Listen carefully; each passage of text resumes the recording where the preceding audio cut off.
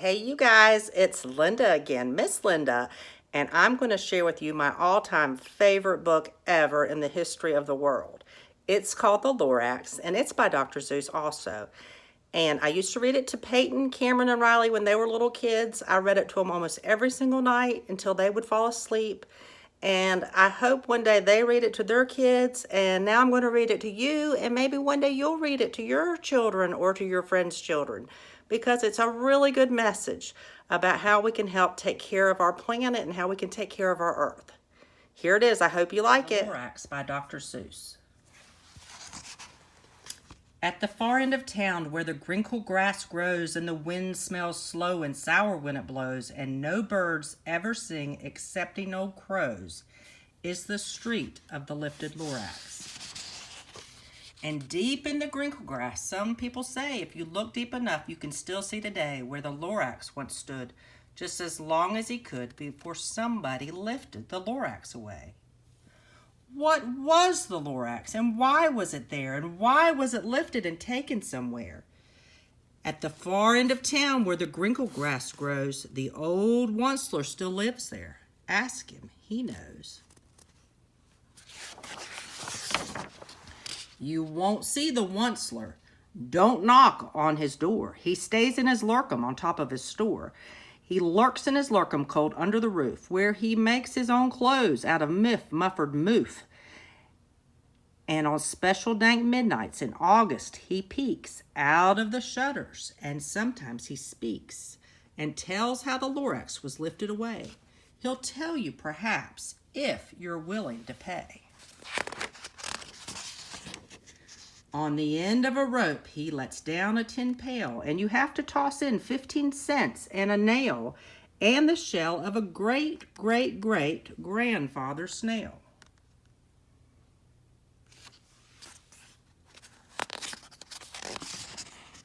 Then he pulls up the pail and makes a most careful count to see if you've paid him the proper amount. Then he hides what you've paid him away in his snub, in his secret strange hole in his groovulous glove. Then he grunts, I will call you from whisper-my-phone, for the secrets I have are for your ears alone. Slup! Down slups the whisper-my-phone to your ear, and the old Onceler's whispers are not very clear, since they have to come down through a snurgly hose, and he sounds as if he had smallish bees up his nose. Now I'll tell you, he says with his teeth sounding gray, how the Lorax got lifted and taken away. It all started way back, such a long, long time back. Way back in the days when the grass was still green and the pond was still wet and the clouds were still clean and the song of the Swami swans rang out in space. One morning I came to this glorious place, and at first I saw the trees, the truffula trees, the bright colored tufts of the truffula trees, mile after mile in the fresh morning breeze. And under the trees I saw brown barbaloots frisking about in their barbalot suits as they played in the shade and ate truffula fruits. From the ripulous pond came the comfortable sound of the hummingfish humming while splashing around. But those trees, those truffula trees, all my life I'd been searching for trees such as these. The touch of their tufts was much softer than silk, and they had the sweet smell of fresh butterfly milk. I felt a great leaping of joy in my heart. I knew just what I'd do. I unloaded my cart. And in no time at all, I had built a small shop.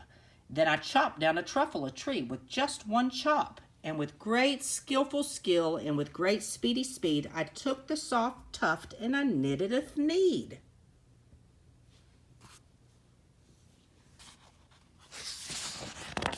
The instant I'd finished, I heard a gazump. I looked. I saw something pop out of the stump of the tree I chopped down. It was sort of a man. Describe him, that's hard. I don't know if I can. He was shortish and oldish and brownish and mossy, and he spoke with a voice that was sharpish and bossy. Mister, he said with a sawdusty sneeze, I am the Lorax. I speak for the trees have no tongues. And I'm asking you, sir, at the top of my lungs. He was very upset as he shouted and puffed, what is that thing you've made out of my truffle tuft?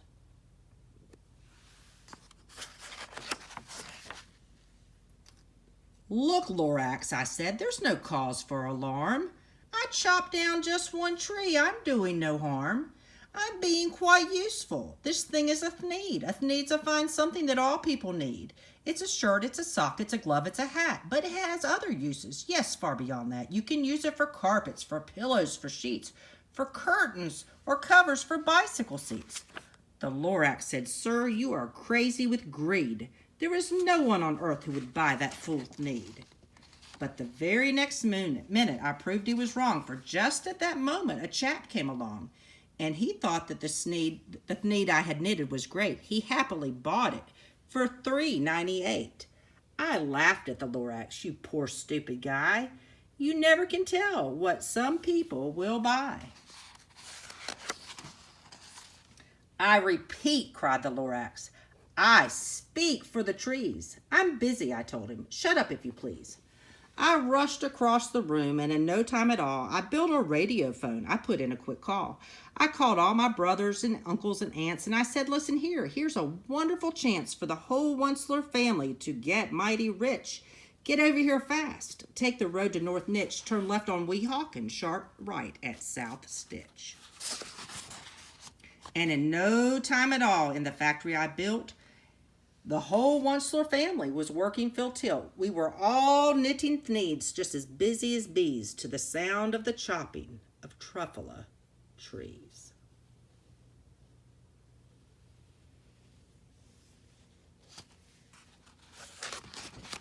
Then, oh, baby, oh, how my business did grow. Now, chopping one tree at one time was too slow.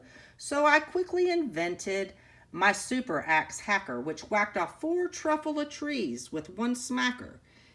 We were making thneeds 4 times as fast as before, and that Lorax, you know what? He didn't show up anymore.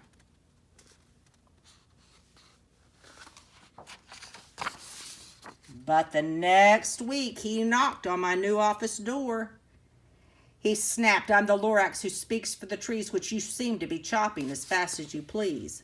But I'm also in charge of the brown barbaloots who played in the shade in their truffle and ate truffle fruits. Now, thanks to your hacking my trees to the ground, there's not enough truffle fruit to go around. And my poor barbaloots all are getting the crummies because they have gas and no food in their tummies.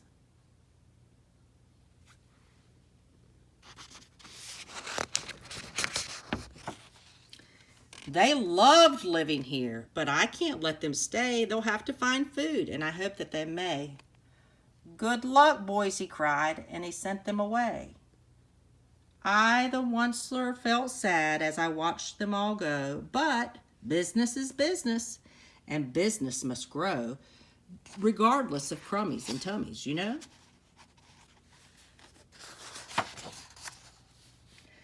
I meant no harm. I most truly did not. But I had to grow bigger, so bigger I got. I biggered my factory, I biggered my roads, I biggered my wagons, I biggered the loads of the thneeds I shipped out. I was shipping them forth to the south, to the east, to the west, to the north. I went right on biggering, selling more thneeds, and biggering my money, which everyone needs.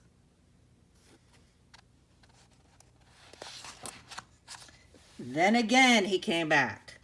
I was fixing some pipes when that old nuisance Lawrence came back with more gripes. I am the Lorax, he coughed and he whiffed. He sneezed and he snuffled, he snargled, he sniffed. Onceler, he cried with a crofulous croak. Onceler, he cried, you're making such smogulous smoke. My poor swami swans. Why, they can't sing a note. No one can sing who has smog in his throat.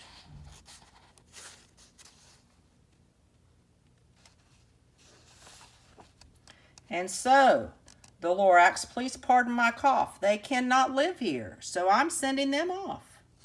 Where will they go? I don't hopefully know. They have to fly for a month or a year to escape from the smog you've smogged up around here. What's more, snapped the Lorax. His dander was up. Let me say a few words about your gluppity-glup. Your machinery chugs on day and night without stop, and what do you do with this leftover goo? I'll show you, you dirty old onceler man, you. You're glumping the pond where the humming fish hummed. No more can they hum, for their gills are all gummed.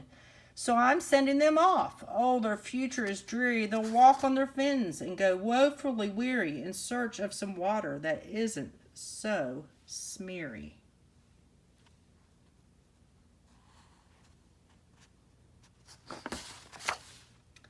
And then I got mad. I got terribly mad. I yelled at the Lorax. Now listen here, Dad. All you do is yap yap and say bad, bad, bad, bad. Well, I have my rights, sir, and I'm telling you, I intend to go on doing just what I do. And for your information, you Lorax, I'm figuring on biggering and biggering and biggering and biggering, turning more truffle trees into needs, which everyone needs. And at that very moment, we heard a loud whack. From outside in the fields came a sickening smack of an axe on a tree. Then we heard the tree fall. It was the very last truffle tree of them all.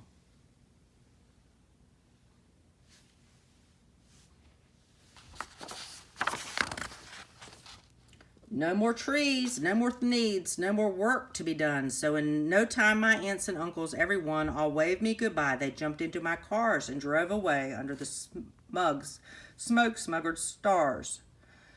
Now all that was left beneath the bad-smelling sky was my big empty factory, the Lorax, and I.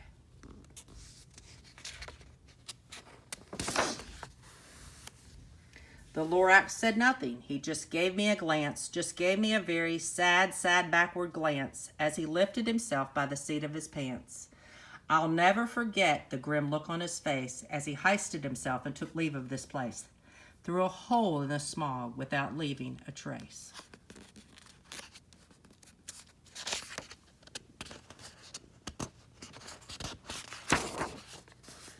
And all that the Lorax left here in this mess was a small pile of rocks with one word, unless. Whatever that meant, well, I just couldn't guess. That was long, long ago, but every day since that day, I've sat here and worried away. Through the years while my buildings have fallen apart, I've worried about it with all of my heart. But now, said the Onceler, now that you're here, the word of the Lorax seems perfectly clear. Unless someone like you cares a whole awful lot, nothing is going to get better. It's not.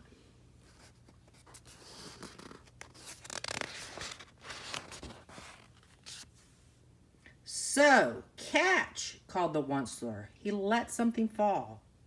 It's a truffle seed. It's the last one of all. You're in charge of the last of the truffle seeds, and the truffle trees are what everyone needs. Plant a new truffle, treat it with care, give it clean water, and feed it fresh air. Grow a forest, protect it from axes that hack. Then the Lorax and all of his friends may come back.